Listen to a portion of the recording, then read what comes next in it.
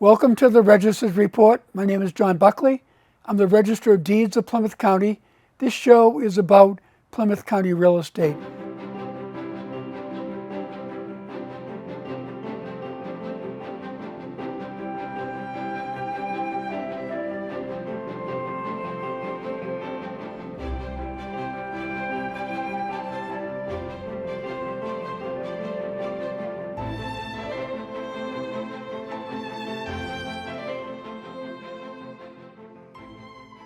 Our headline for the month was Sales Numbers on the Rise, Refinances Continue to Lag.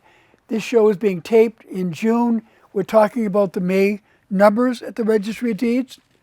So the first thing we're going to see are deeds. Deeds are when people transfer a property.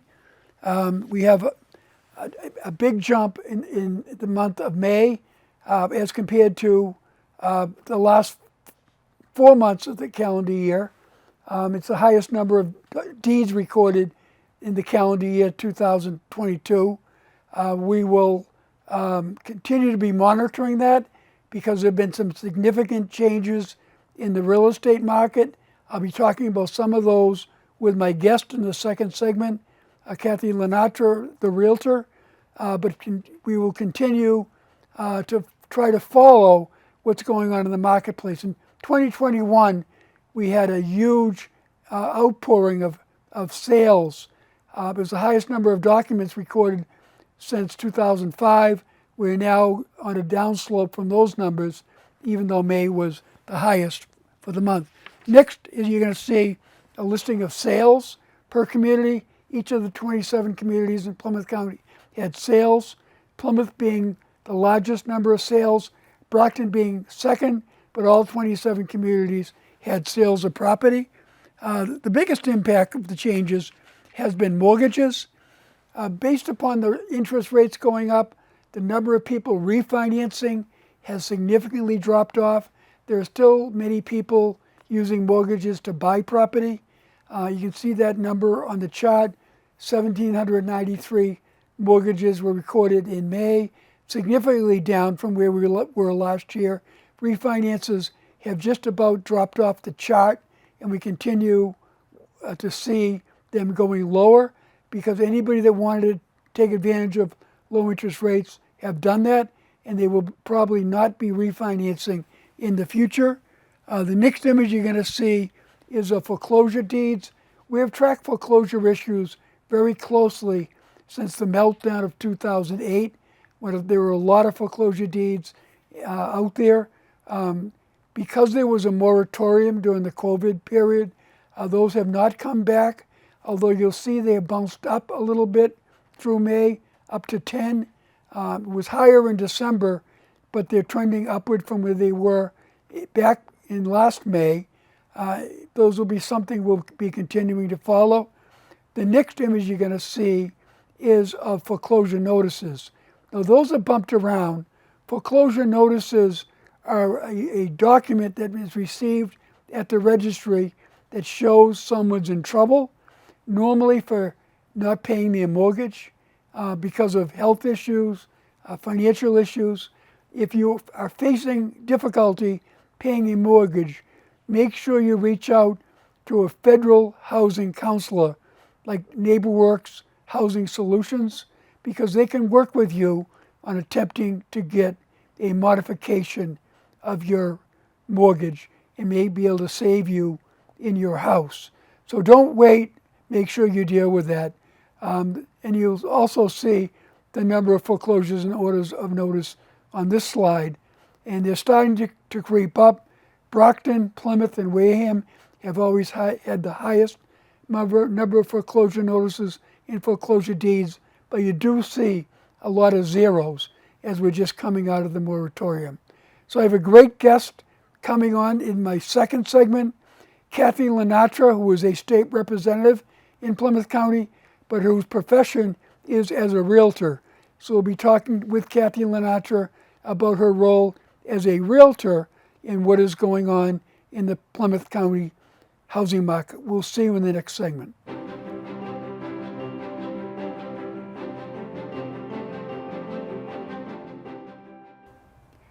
Welcome back to the Register's Report. My name is John Buckley. I'm the Register of Deeds for Plymouth County. And in this segment of the show, we always do something educational in nature. We've had surveyors, commercial real estate brokers, and a whole lot of realtors, because the realtors are what keeps real estate flowing.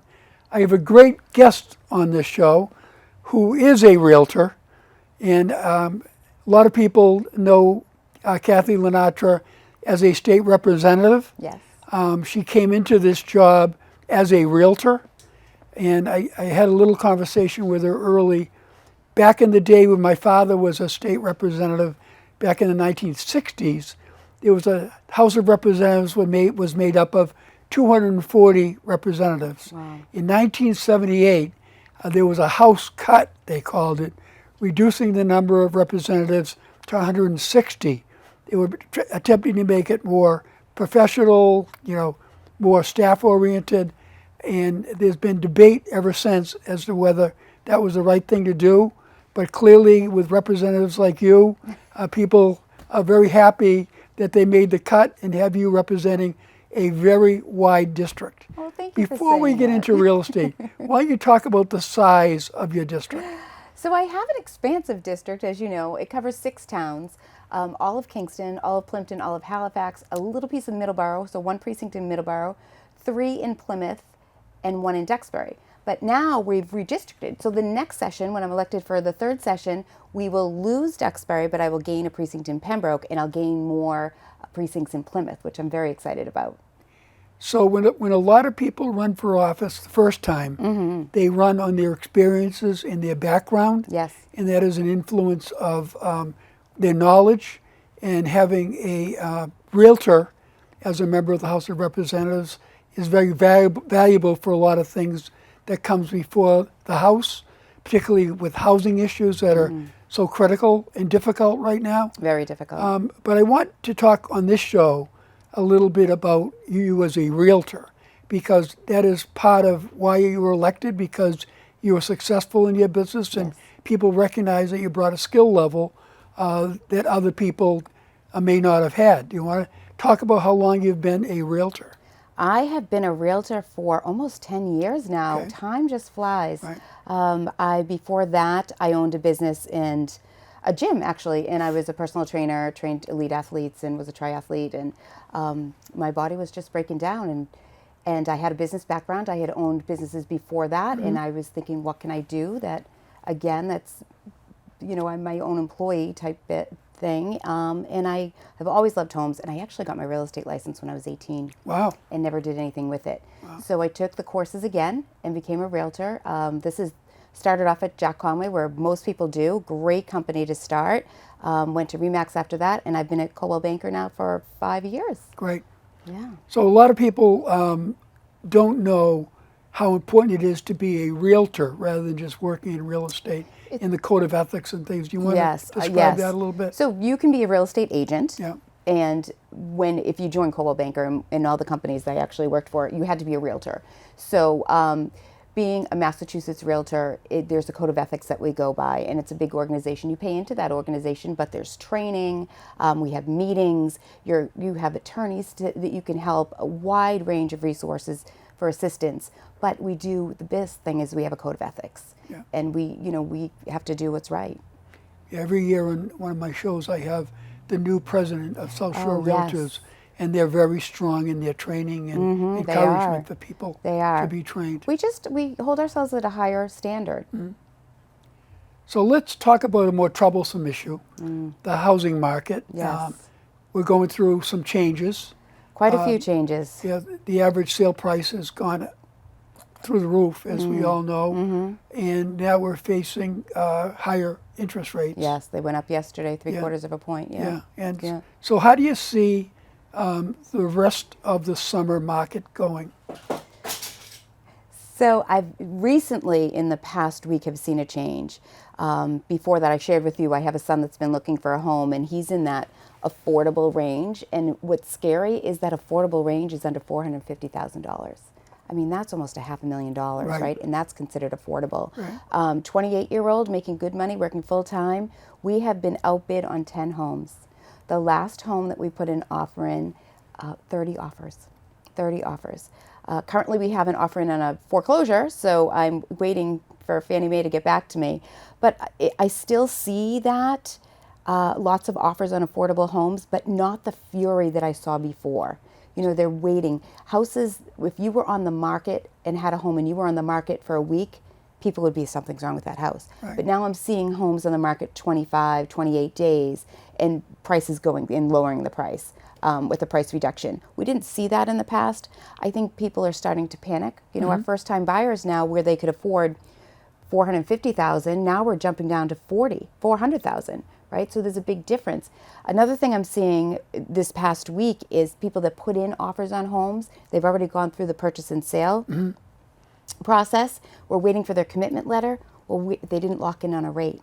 So what happened is now they can't afford the house. Oh, wow. So 3 weeks before closing, they can't get their mortgage. Yeah. So it's very important to lock in your rate. I mean, that was a lesson learned to this woman. That's a good point. Yeah. So it's a good thing to know. But I do feel it stalling. I feel there's going to be more houses on the market because people realize they can get more for their homes now.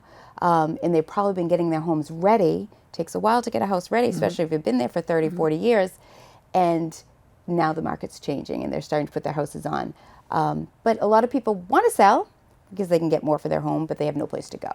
So for a period of time, there were many offers coming in significantly over the asking price. Significantly over the asking. And bidding wars, as you talked about. Yeah. Are you still seeing that out there in the marketplace?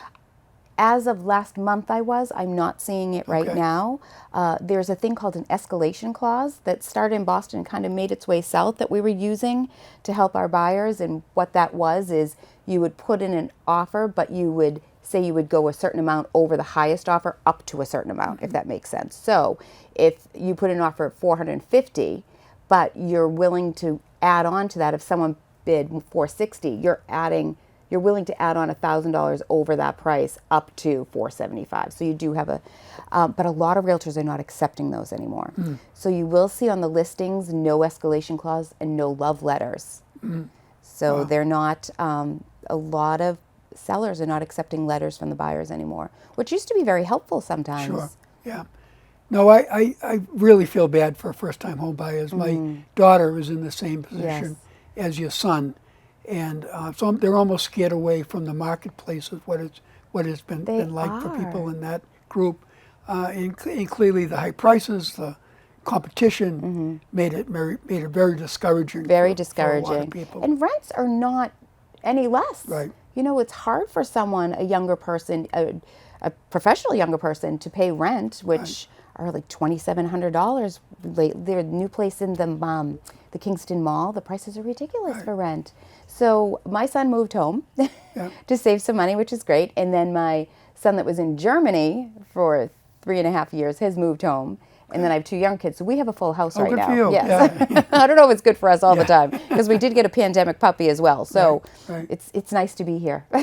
Yeah, well, I definitely am concerned about the marketplace, and obviously the Federal Reserve made some big jumps, and maybe may have to do more in the future. I did hear that yesterday, that they don't feel that this is enough, Yeah, and we which haven't was frightening. seen any evidence that the consumer price index has come down Right. yet. Maybe we will within the next month, and that may stabilize things a little bit if that's working the way they hope it is. I hope so. But in the scheme of things, my first home that I purchased, and I'm not even going to say the year, my interest rate was like 9.75. Right.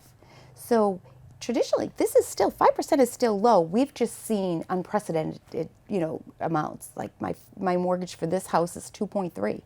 I mean, that's like giving money away. I'm from the era when it was 17. Right. So, And we're in a generation that never saw that.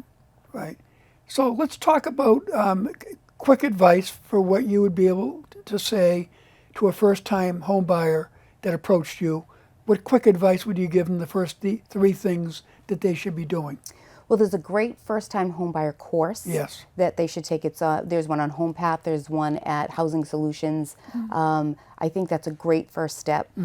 And pre-approval, you must be pre-approved. You can't put a mortgage in until you're pre-approved. And save, save, save. You want to be the strongest person that makes the offer. And with that is more skin in the game, more money that you can put down. There are FHA loans where you only have to put down 3.5%, but in this market, you really want to try to avoid that and get a conventional loan. Save, but and you really have to remember about closing costs. A lot of people save and forget about closing costs. And closing costs can be quite expensive. I mean, there could be $15,000 that you're going to need for the end. And then you're going to need at least, I know this sounds crazy, but it would be nice to have like 4 months banked of expenses. So really save. Start making coffee at home, skip Starbucks, skip Dunkin' Donuts. I don't know if I could skip Dunkin' Donuts, but like skip those little things. Yeah, those first-time homebuyer classes are incredibly helpful. Very helpful. And it may even point out that you can do some things with your credit score Yes. to fix that before Yes, you move forward. You do want to know, you do not want to charge, you do not want to purchase anything if you're in the process of buying a home.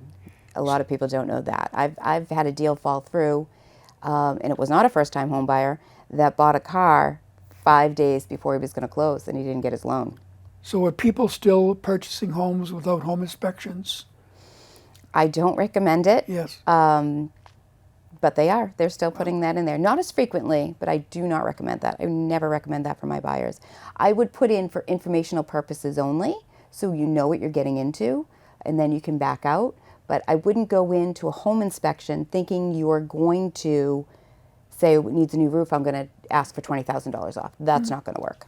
So what is your quick tips to sellers in a changing market? As it Sellers always is get rid of all the clutter. Take everything out that you're going to be moving anyways. Start packing and clean. A clean house shows so well. Clean those windows. You want sparkling. You want to walk in and you want that house to sparkle.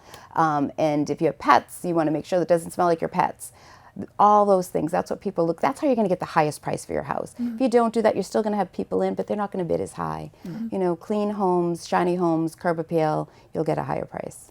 So clearly, real estate, as a lot of other businesses, have changed significantly. There's a smarter consumer because they can go right online Yes. and see more information, and Yes. they come to the approach with their realtor with that information. They do. They're on all those websites and they come to you with the homes, which is great. You know, they're doing their due diligence, which is great. And when you see something online, you're not seeing the area where it is. You're not seeing in the next door neighbor. Is it next to an apartment building? Is it next to a car dealership? Is it next to a gas station? You're not seeing this. So that's where we come in, and we know our district, right? We know our neighborhoods, and we can assist with that. We can assist with the school system, what that's like, where the supermarkets are, if you're close to a beach, all that types of things that we can assist with too. But they are very well educated buyers. And we're heading into a different territory. We just are. don't know where we're going to be Right. at the end of the year. Right, we don't. You know. We don't. It's we've been very lucky for the past 10 years. If you're a realtor, you've been very fortunate for the past 10 years. But I think we're going to see some turbulent water coming up. Really appreciate you coming on the show and the great job you do in both your roles. Oh, thank you. Great. It's been a pleasure to be here. Great.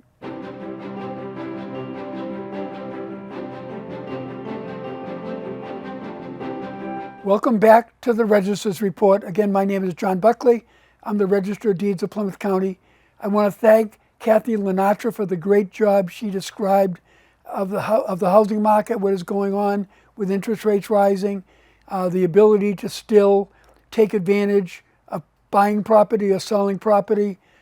Clearly, there are going to be some changes going forward, as we discuss, because of rising interest rates and the difficulty of inventory. But Kathy LaNatra is a great state representative, but she's also an experienced realtor, and thank her for the show. In this segment of the show, we do something lighter in nature.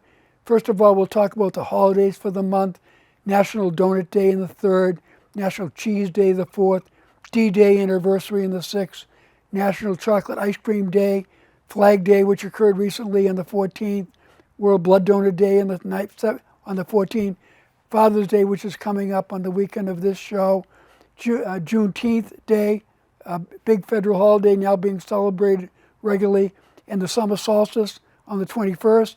But I'm going to pick a couple of my notable land records and talk more about Juneteenth Day to begin with. Clearly, Abraham Lincoln had a major part in eliminating slavery in the United States, and he had some great Plymouth County connections. Certainly one of the older ones was his great-great-great-grandfather, Samuel Lincoln, who came from Hingham, England, and settled in Hingham, Massachusetts. He was very involved in creating the Old Ship Church, and he bought his property in 1649 on North Street near the Lincoln statue. It was his great-grandson, John, who is Abraham Lincoln's great-grandfather. The time was deeded to Samuel. Hingham was actually part of Suffolk County, so we really had to work with our colleagues in Suffolk County to get a copy of that deed, and I thank them for that. The next notable record you'll see is also related to the Juneteenth holiday, and a lot of people in the northern end of the district know about the Liberty Tree. It was the site of the Underground Railroad in a barn owned by Edward Bennett. It is now known as Frederick Douglass Way, because Frederick Douglass was one of the people that spoke under that tree and really tried to promote the ability of people to be treated equal.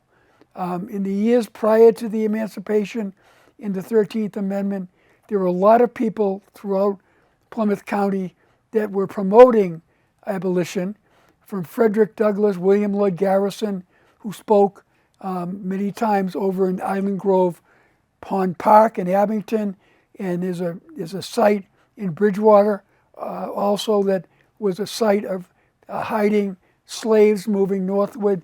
So clearly there's been a lot of activity within Plymouth County, recognize the importance of eliminating slavery, and these two records, the Samuel Lincoln and the Liberty Tree, reflect that.